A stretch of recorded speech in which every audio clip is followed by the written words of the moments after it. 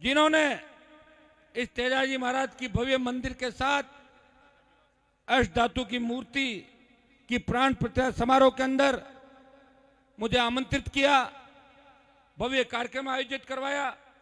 और पिछले साल जब आपने मुझे बुलाया था, मुझे वो नजारा आज भी याद है कि रात का वक्त था, 1 लाख से ज्यादा जवान किसान और माताएं बहनें वीर तेजाजी महाराज के जयकारे के साथ हिंदुस्तान की सत्ता को चुनौती दे रही थी कि देश के अंदर अगर सरकार पे आप लोग बैठे हो, वो वजह हम लोग हैं, हम किसान हैं, हम जवान हैं, जिनकी वजह से ये बड़े बड़े तख्त हिल गए थे।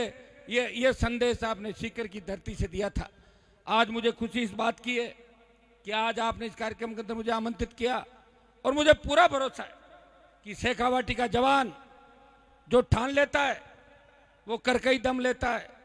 जब मैं विश्वविद्यालय के अंदर राजनीति करता था तब शेखावाटी के किसान के बेटों ने हनुमान बेनीवाल का हमेशा साथ दिया, और अब वो जो किसान के बेटे अलग अलग फील्ड में होंगे, देश के हर कोने के अंदर, कहीं अच्छी नौकरियों में, कहीं बिजनेस में, तो कहीं देश सेवा की रक्षा करते हुए मिलिट्री के अंदर बड़े पदों पे होंगे, वो निश्चित रूप से अपने आप को गौरवान्वित महसूस कर रहे थे कि हमने हनुमान बेनीवाल को मजबूत किया, जो आज कौम और किसान के लिए पूरे देश के अंदर एक ताकत बन के खड़ा है, किसान कौम का जयकारा लगा रहा है।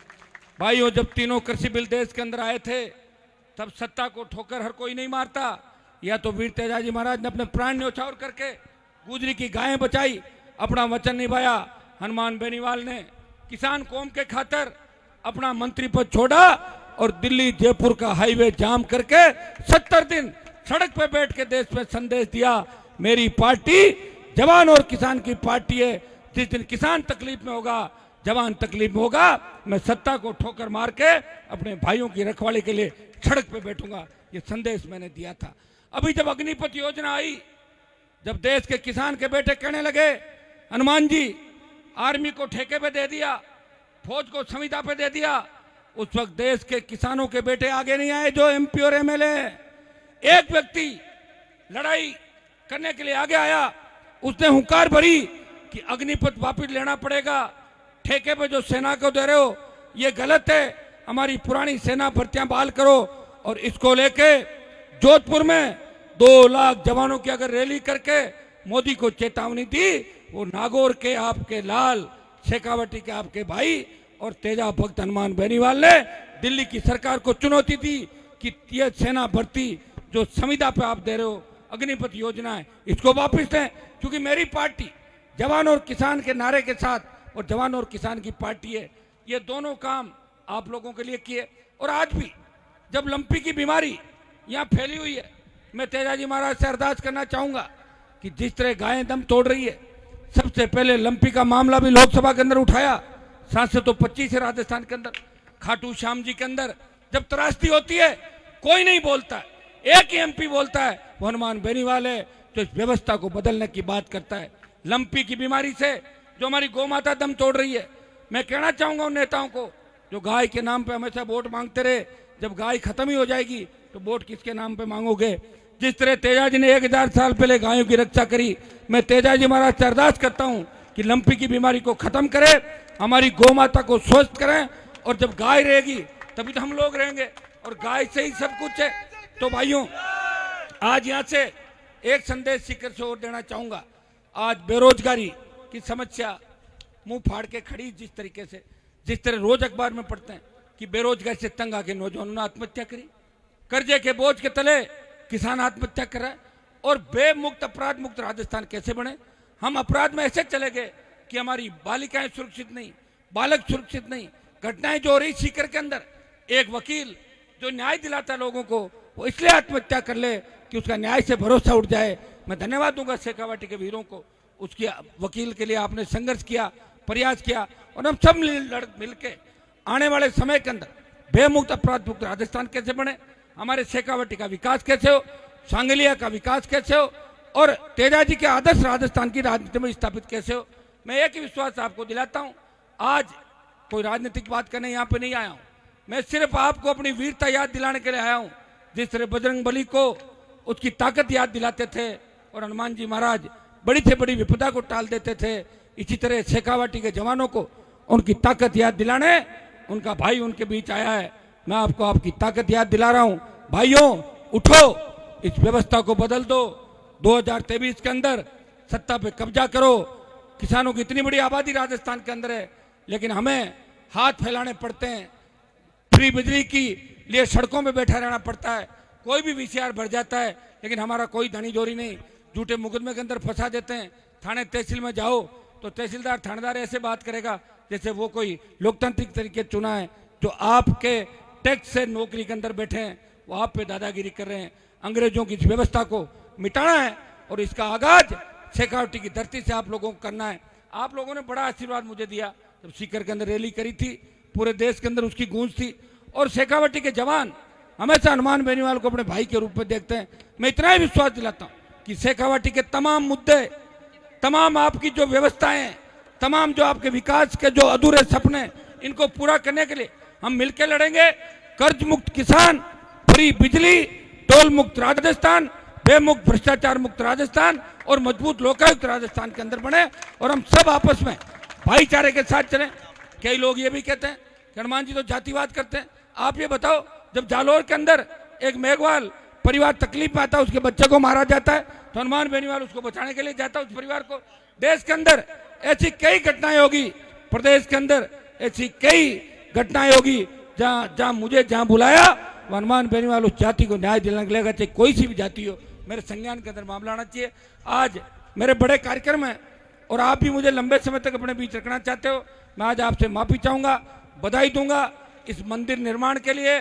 सारी मंदिर की जो विकास समिति है, इनको भी एक संदेश आगे देके जाऊंगा कि हमारे लोग किसी कार्यक्रम की शुरुआत तो कर देते हैं, लेकिन लंबे समय तक साथ कम रहते हैं। ये हमारी आदत है, मेरी सबकी अपनी आदत है। तो अपने को इस आदत को धीरे धीरे बदलना है। एक बार कोई काम हाथ में ले, उसको पूरा करना है। जिस तरह आपने मंदिर का निर्माण करके संदेश दिया कि हम आपस में लड़ते नहीं है, हम साथ रह के भी विकास की बात करते हैं। हमारी विचारधाराएं अलग अलग हो सकती है, हम वोट अलग अलग जगह डाल सकते हैं, लेकिन जब हमारी कौम का और हमारी संस्कृति समाज के जब सवाल आएगा, किसान कौम की बात आएगी, तो सब एक साथ मिलके किसानों के विरोधियों को परास्त हम राजस्थान और देश के अंदर करेंगे। जवान और किसान की पार्टी है। जिस दिन किसान तकलीफ में होगा, जवान तकलीफ में होगा, मैं सत्ता को ठोकर मार के अपने भाइयों की रखवाली के लिए सड़क पे बैठूंगा। ये संदेश मैंने दिया था। अभी जब अग्निपथ योजना आई, जब देश के किसान के बेटे कहने लगे हनुमान जी आर्मी को ठेके पे दे दिया, फौज को संविदा पे दे दिया, उस वक्त देश के किसानों के बेटे आगे नहीं आए जो एमपी और एमएलए। एक व्यक्ति लड़ाई करने के लिए आगे आया, उसने हुंकार भरी कि अग्निपथ वापस लेना पड़ेगा, ठेके पे जो सेना को दे रहे हो ये गलत है, हमारी पुरानी सेना भर्तियां बहाल करो।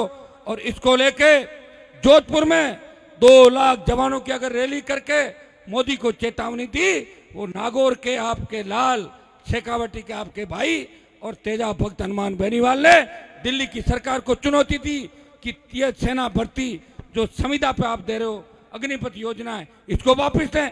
क्योंकि मेरी पार्टी जवान और किसान के नारे के साथ, और जवान और किसान की पार्टी है, ये दोनों काम आप लोगों के लिए किए।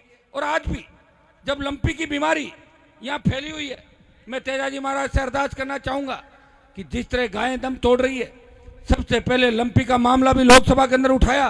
सांसद तो 25 है राजस्थान के अंदर। खाटू श्याम जी के अंदर जब त्रासदी होती है कोई नहीं बोलता है, एक ही एमपी बोलता है, वो हनुमान बेनीवाल है, जो इस व्यवस्था को बदलने की बात करता है।